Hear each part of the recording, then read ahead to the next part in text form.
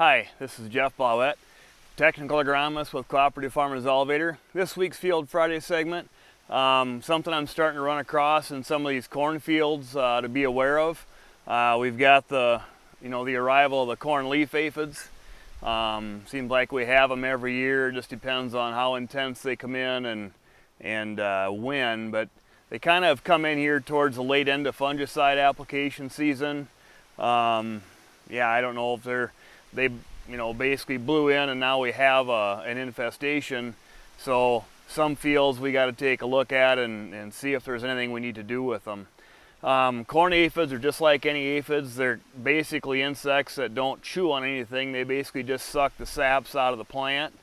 The sugars that it's creating that we'd like to see it go into either the stalk health or the ear and the grain, but they're taking that for themselves. And as a lot of insects go, any one isn't any big deal, but when you start getting hundreds and thousands on a plant, it starts to become a concern. Aphids kind of like this more normal, moderate temperatures. They're not a big fan of the real hot, dry weather like we had the last couple of years.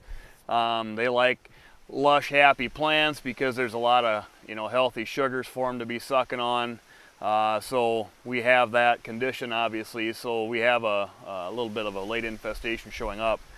I don't know if you can see them here, probably a little hard to see on the camera, but I've got a few pictures to show you what they kind of can look like. Kind of that anywhere from green to gray to purple type color. There's several different aphids you could have, corn leaf aphids, cherry oat aphids. There's several others that it could be as well. It doesn't really matter if you can identify them because they all are doing the same thing, and it's all about a numbers and a location. Here we have them mostly on the lower part of the stalk.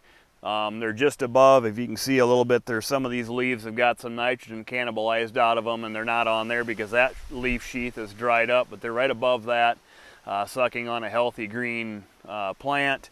What concerns us typically is if you see them start to migrate up on the plant to get towards the ear leaf or the ear itself on the husks, then they're probably more of a concern and maybe need to be addressed.